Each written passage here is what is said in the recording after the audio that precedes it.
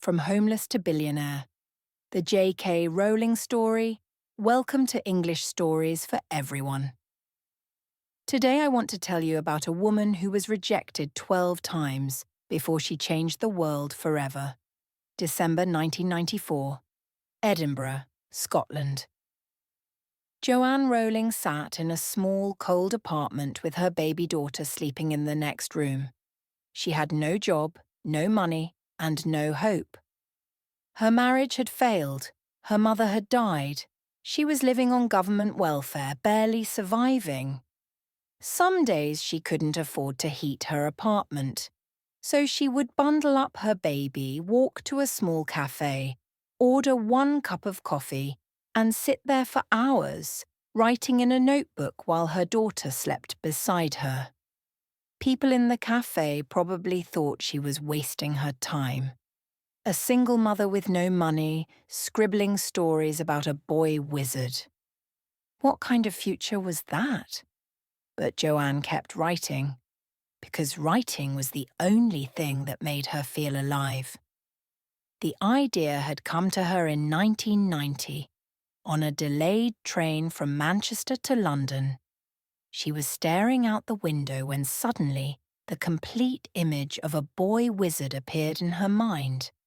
A thin boy with black hair, round glasses, and a lightning-shaped scar. A boy who didn't know he was special.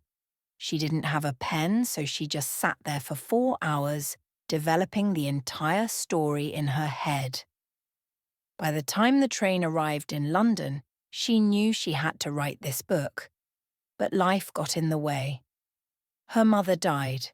She moved to Portugal, got married, had a baby, got divorced.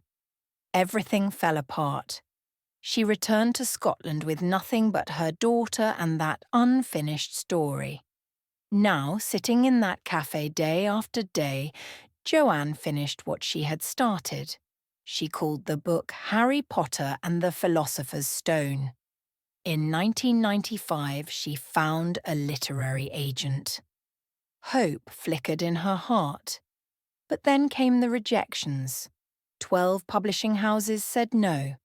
Children's books don't make money. Fantasy doesn't sell.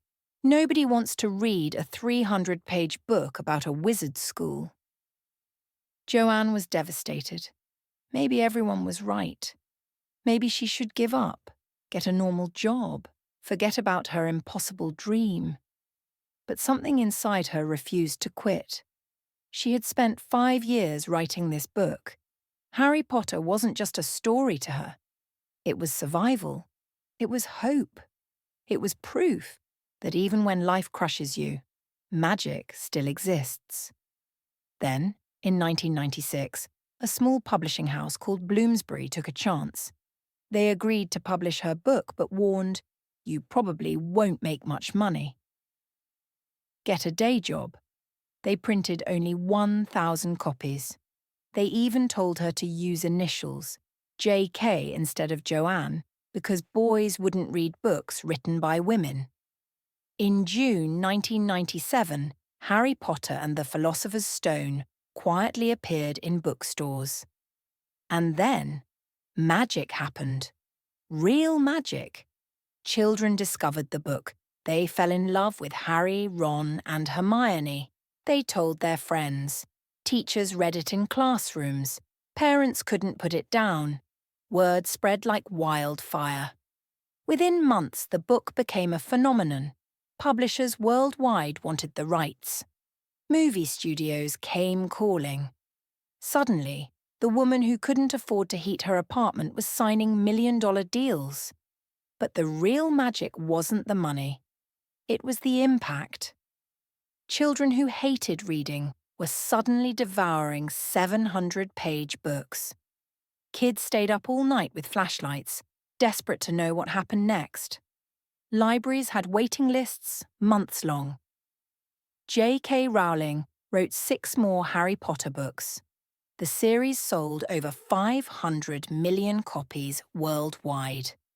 The movies earned billions. She became richer than the Queen of England.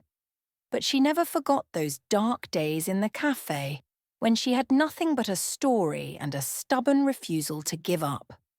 Years later, during a Harvard speech, J.K. Rowling said something powerful. Rock bottom became the solid foundation on which I rebuilt my life. Failure gave me freedom and showed me what really mattered. Those 12 rejections didn't stop her. Being broke didn't stop her. Being told her dream was impossible didn't stop her. Today, millions of people have been touched by Harry Potter. Children learned that being different is magic, that friendship can defeat darkness, that love is the most powerful force in the universe. And it all started with a woman in a cafe, too poor to buy more than one coffee, but rich enough in imagination to create an entire magical world. J.K. Rowling proved something extraordinary.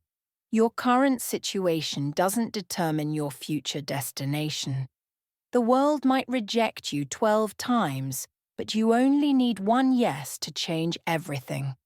So if you have a dream that seems impossible, remember the woman who was once homeless and is now inspiring millions. Keep writing your story.